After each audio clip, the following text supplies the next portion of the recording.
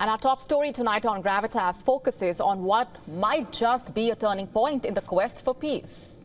Where do things stand right now? Just have a look at what's happened a short while back.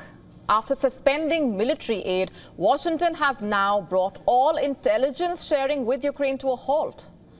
Just a short while back, in fact, the CIA director confirmed this while speaking to Fox Business. When asked about whether the US had cut off its cooperation with Ukraine, the CIA chief said that US President Donald Trump had asked for the pause to see if Ukraine was indeed ready to work towards resolving the conflict with Russia. Remember, just yesterday, Zelensky reversed his hardline position, offered terms for a partial ceasefire with Russia, but it's an offer that crucially omits any demand for Ukraine's lost territories in a way, and Trump declaring that both Russia and Ukraine are ready for peace. The question still is, will this bring them closer to peace or take them further away? Here's a report about all that's happened.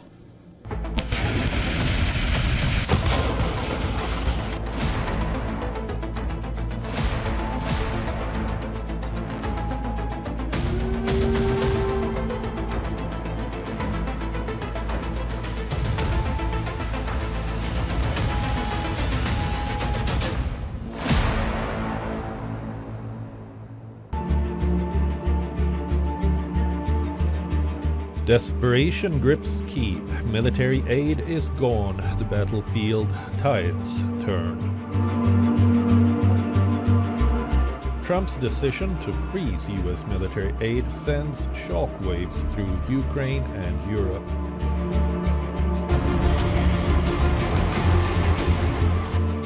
Exposing Kyiv's vulnerability.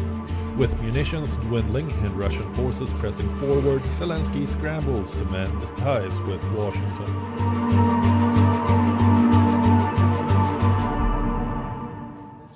Україна завжди буде вдячною Америці. In a midnight address, Zelensky publicly regrets how the White House meeting unfolded, acknowledging that Ukraine must adapt to the new reality.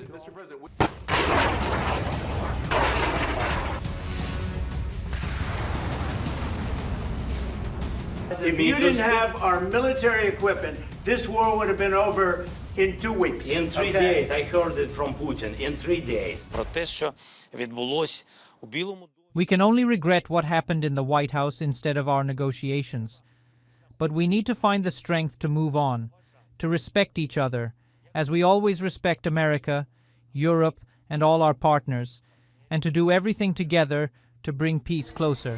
Nobody wants peace more than the Ukrainians, he said.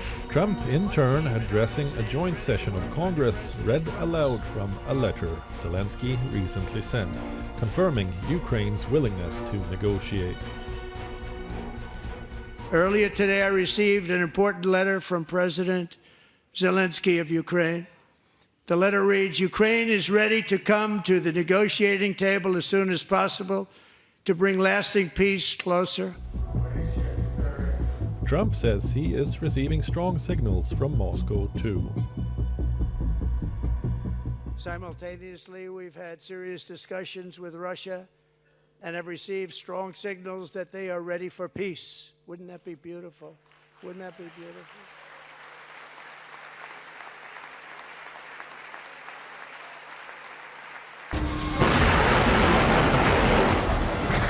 A closer look at Zelensky's proposed peace plan seeks a halt on long-range missile strikes, drone attacks and aerial bombardments on civilian and energy infrastructure. A maritime truce would also take effect, but crucially, Zelensky makes no mention of reclaiming territories occupied by Russia. A stunning retreat from Ukraine's previous hardline stance. The Kremlin welcomes Zelensky's offer, calling it a positive step. Belarusian President Alexander Lukashenko offers to host the negotiations.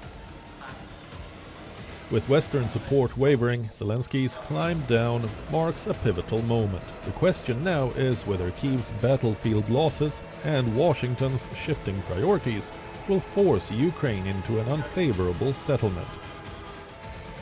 One that secures peace but concedes far more than Zelensky ever imagined. Bureau Report, WION World is One.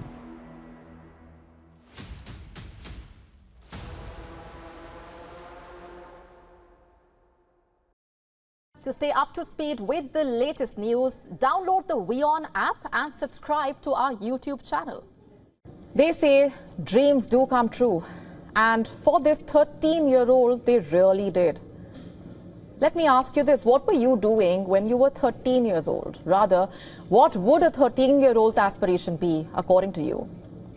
Imagine becoming America's youngest honorary Secret Service agent at that mere age. That's exactly what this teenager's life is looking like now. He has been given that responsibility, special responsibility, by US President Donald Trump himself. During his first joint session address to the Congress, Trump surprised the 13-year-old cancer survivor from Texas by making him an official honorary Secret Service agent for the United States. Trump's announcement was met with a standing ovation, with everyone present in the chamber chanting the boy's name, as his father lifted him to celebrate this once-in-a-lifetime moment. Meanwhile, Trump also praised the teenager for his extraordinary will, grit, and determination. Joining us in the gallery tonight is a young man who truly loves our police. His name is DJ Daniel. He is 13 years old, and he has always dreamed of becoming a police officer. In a heartwarming moment, meanwhile, Secret Service Director also giving DJ Daniel a comforting hug. And after Trump's announcement, the question being asked is, what exactly is known about the boy, and what is it that attracted Trump's attention in the first place?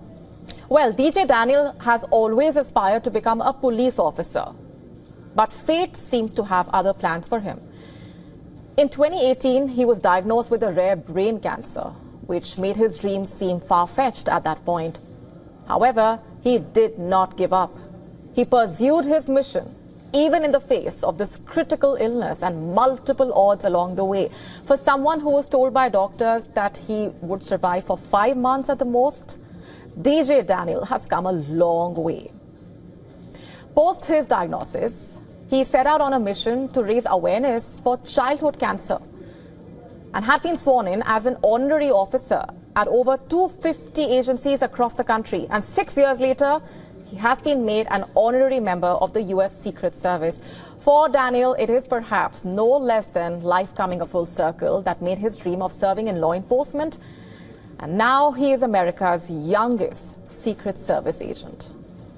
To stay up to speed with the latest news, download the WION app and subscribe to our YouTube channel. Our next story is from Germany, around the US air base of Ramstein in southwest Germany. Many people have watched with alarm as US President Donald Trump casts doubt on America's future military presence in Europe.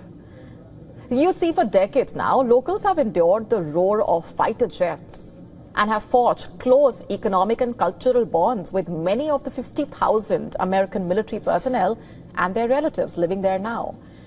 Now, Germans are struggling to imagine the town without the US base. They say that if the US pulls the plug, everyone will be socially destroyed. Listen in. I would say that they play the economic role here in the region, because if they pull the plug here, then we will be socially burnt here. That has to be said quite clearly.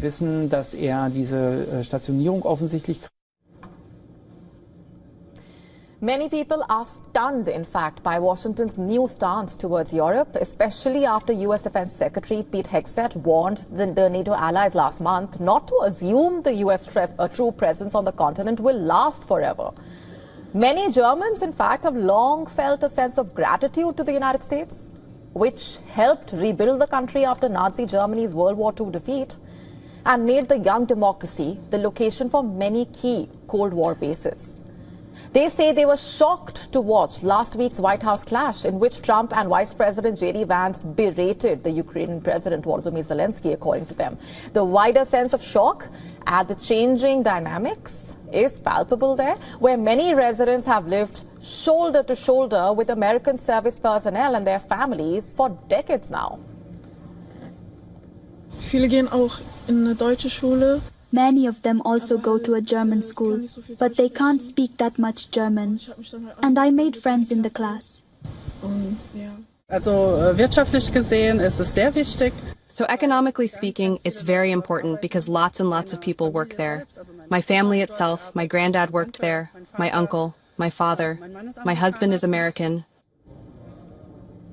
Now, economically speaking, Americans spend about 1.4 billion euros a year in the local economy. They've voiced hope that a US troop withdrawal would not come because it would basically leave an economic gap. So every tradesman, every plumber, every painter, for example, or every small business, including bakeries and taxi firms, everyone depends somewhere indirectly on the airport, of course, quite clearly on the airbase.